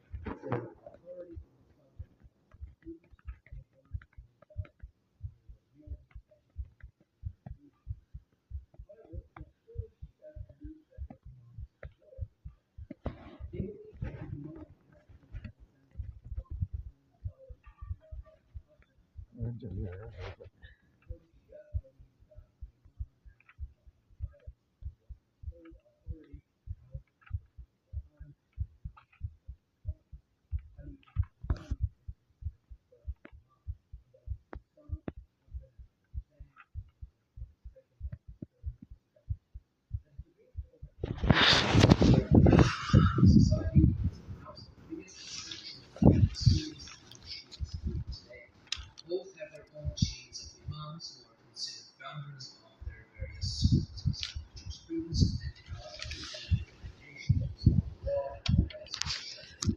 However, it was not recognized back in the day. This wasn't a primary division. Rather, it was more of a spectrum where you could and did mix elements of both. Let's look at Sunnis first. Sunnis make up roughly 95% of the population, while Shia rests 85%. Among the Sunnis, there are four schools of jurisprudence or fiqh. These are the Hanafi, which is the largest and is most popular in India, Pakistan, Turkey, and parts of Indonesia. The Maliki, which is popular in Africa and previously was the dominant school in the Islamic State. Then the Shafi'i and Hanbali, both of which are located in the Middle East, with the Hanbali group dominant in Saudi Arabia. There used to be a third group, the Zahiri, which was popular in Muslim Spain and northern Africa, but it has since died out. But recently, with the Islamic revivalist movement, they're starting to make a comeback. We'll talk about that in a minute. Now, early on in Islam, Islam came into contact with the Greeks and the Persians. Way of thinking, yeah. So there was a debate in the Islamic world about what way of thinking we should follow. Should we adhere rigidly to the Quran and Sunnah, or should a logical approach to rational thinking be developed for our world followers? This led to the creation of the schools of theology. The Hanbali are considered traditionalists who stick to the Quran and Sunnah, while the Mu'tazilites are seen as those who follow reason and rational thinking in each word. The Ash'ari and the Maturidi are somewhere in between, although the division between the schools is like whether in theory or as in practice. On the other hand, the Mu'tazilites, while claiming to be rationalists and progressive, were behind one of the biggest oppositions in Islamic history. This opposition also stopped Islam from having something new. A little bit about that opposition, which is called the Min. It was during the reign of Abbasid Khalif al-Ma'mun. The main question was about the nature of the Quran, whether it was created at the time of revelation of the Prophet or whether it had always existed. The implications of that were that the True. Quran had always existed since the beginning of time, that it is true for All all time, times. and its interpretations cannot change or be updated over time. However, if it was created at the time of revelation, then it meant the Quran applied only to that time, and its meaning can be changed according to the times. The Prophet believed in himself as being the Imam and having the power to define Islamic theology and jurisprudence rather than the author of the underneath women known as the Shuhada. The Mu'tazilites supported him, but it was hardened according to what Khalifa al-Mu'tasim, the founder of the Hanbali school. Hanbali school. People were forced to support al-Mu'tasim's doctrine of the created Quran, and refusal led to imprisonment, torture, seizure of property, etc. Pretty Even much. after they failed, the Mu'tazilites fell into decline and eventually died out. But recently, people have been claiming to be Mu'tazilites. supporting thinking that is popular in the Muslim This is a quote by Dietrich. since the Minhaj failed, Sunni killers never again tried to have the power to define Islamic theology and jurisprudence directly. This is why Sunni Islam was known for 8 Over time, the schools of theology and the schools of jurisprudence came to be associated with each other. which is Athari School, has material. I never knew about any of this in the Athari School. Never knew anything about this about Islam. Very interesting. Oh, what it says on the research. Clear. More than a school of theology. In fact, even mosques can be named after the madhab of the people who manage them. Usually, in Muslim-majority countries, people tend to go to the mosque that is managed by the people of their own madhab. Mosques are convenient for prayers, and the way to pray also changes from madhab to madhab. However, in Western countries, people go to whatever mosque is available as long as it follows the sect, like the Sunni one or the Shia. In the 18th century, the Muslim world began to lose much of its power as the Ottoman and Mughal empires entered into war. Decline and Europeans began to take over. At this point, Muslims faced the question, why this happened? Many scholars came to the conclusion that Muslims had slid away from Islam and that it was sin, which led to this decline. As a result, many revivalist movements appeared in the Islamic world. The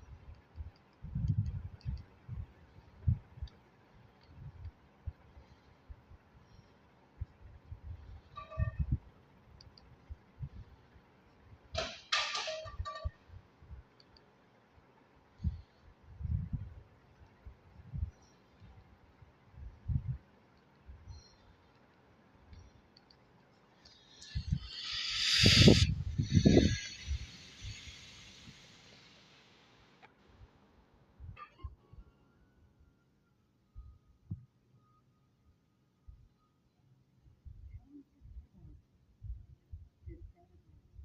named Shah Dahlak in the early 19th century. Normally used for prayers, and the way to pray also changes from madhab to madhab. However, in Western countries, people go to whatever mosque is available as long as it follows the sect, like the Sunni one or the Shia. In the 18th century, the Muslim world began to lose much of its power as the Ottoman and Mughal empires entered an era of decline and the Europeans began to take over. At this point, Western faced the question of why this happened. Many scholars came to the conclusion that Muslims had slid away from Islam and that it was sin, which led to this decline. As a result, many revivalist movements appeared in the Islamic world. The first one came from India under a man named Shah Dahlak in the early 19th century. He advocated for Muslims to stop following arbitrary laws set by particular madhabs and instead focus on learning for themselves the Quran and Sunnah. He and his son even translated the Quran into Persian and Urdu respectively, which were the two dominant languages of the Muslims at the time. The Quran were accessible to the people. Shah Wadelvi, he was a In the late 1800s, reformer. another reformer was active in what is today Saudi Arabia. His name was Muhammad ibn Wahhab. He also advocated for similar disassociation of the majority imams and the students from the Sunni and Sunni. Over time, his doctrine, known as Wahhabism, became dominant in Saudi Arabia. Wahhabis are often put in the same box as the Ahlul Hadith or the Hindu. The two movements might have been inspired each other. They're both Muqayyad, meaning they claim to not adhere to any Medieval school, but in fact, they do kind of adhere to the Hindu one. They call themselves a Salafi Jamaat, a Salafi movement which advocate for the return of Muslims to the ways of Islam. That is, the first generation of Muslims. Wahhabis are a bit more fundamentalist, like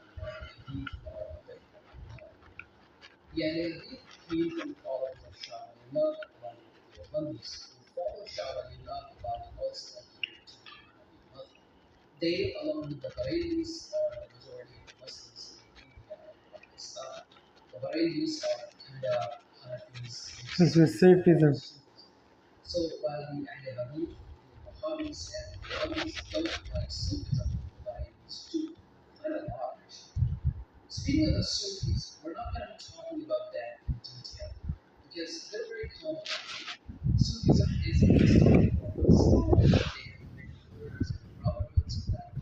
They do too.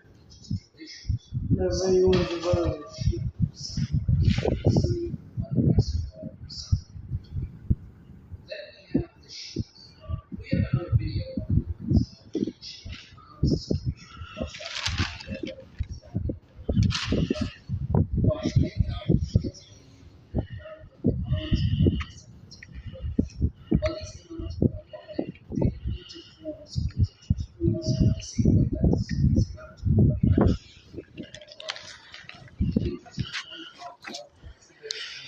Very interesting. Very interesting.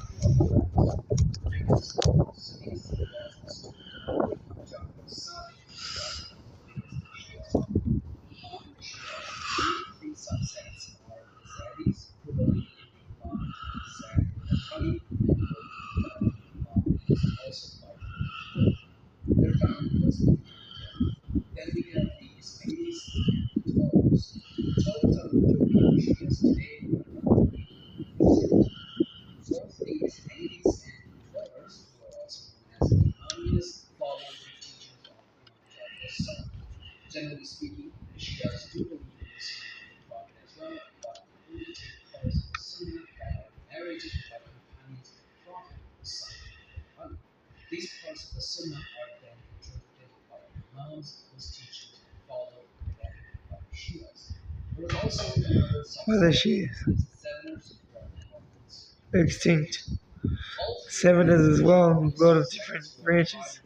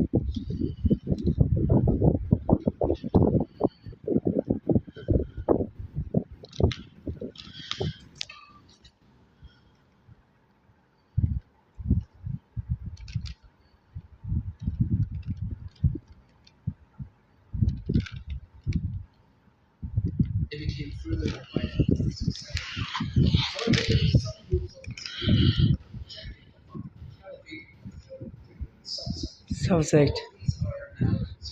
Tint.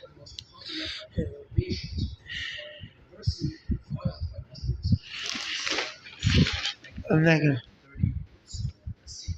Lyra. Trees. Then these rise. That.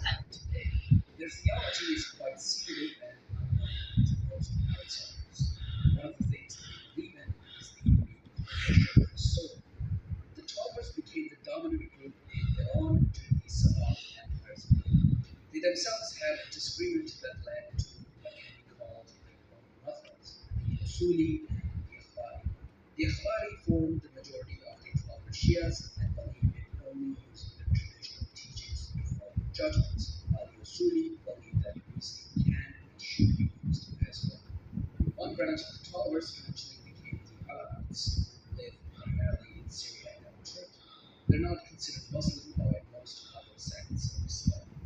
They're often confused with the Alawis, who are in a similar Islam disputed situation, but they're probably more of a Sufi order than Shia sect. So, Finally, the Baha'ist and the Baha'i faiths also Baha'is and Baha'is also come from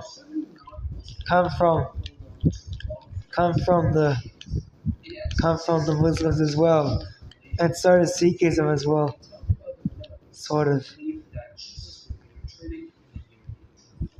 Do a video on that. Jesus' return led to the event known as the Great Disappointment of their followers.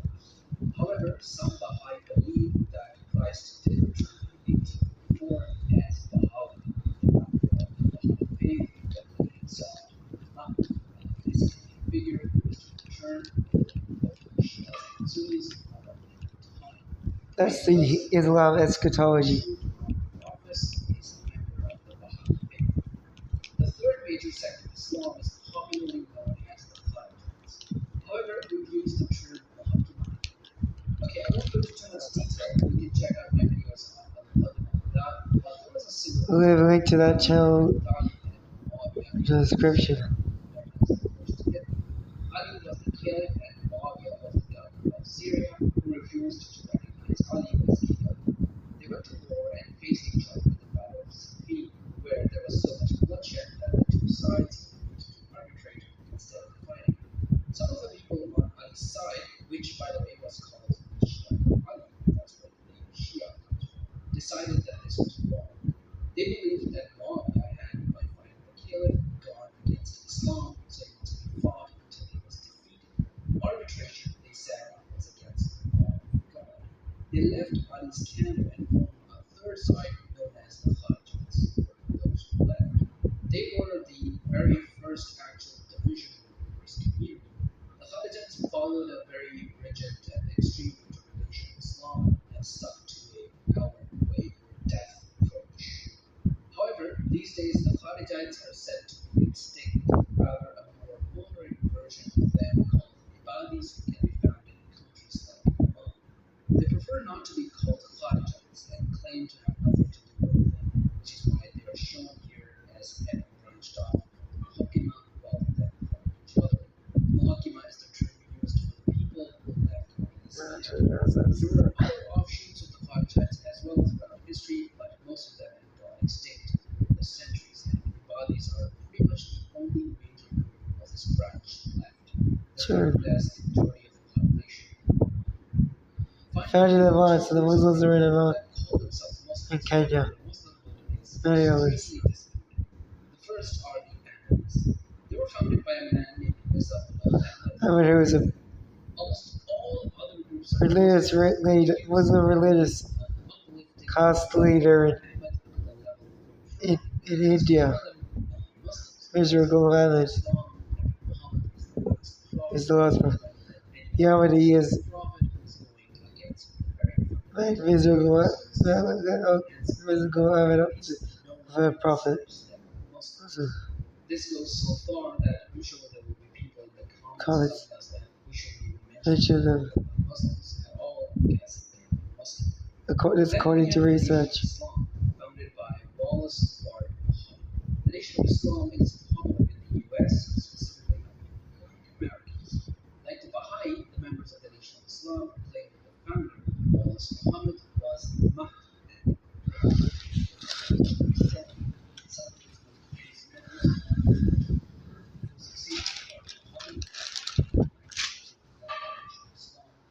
Died in 1965. Elijah Muhammad's son, Wallace, took the Nation of Islam in the direction of becoming its conclusion to Islam. Eventually, he dissolved the old Nation of Islam. However, Louis Farrakhan revived it, and so it still exists. Back to the watcher.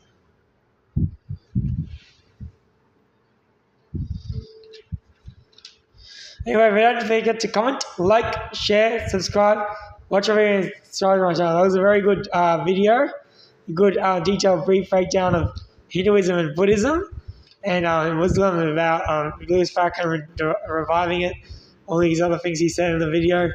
And I'll leave a link to the video. I'll leave a link of the video in the description, and so you watch it without my commentary, and a link to the Useful Charts channel, the link to the original channel in the description, along with the other channel on Cardama in the description. Anyway, you have a good day.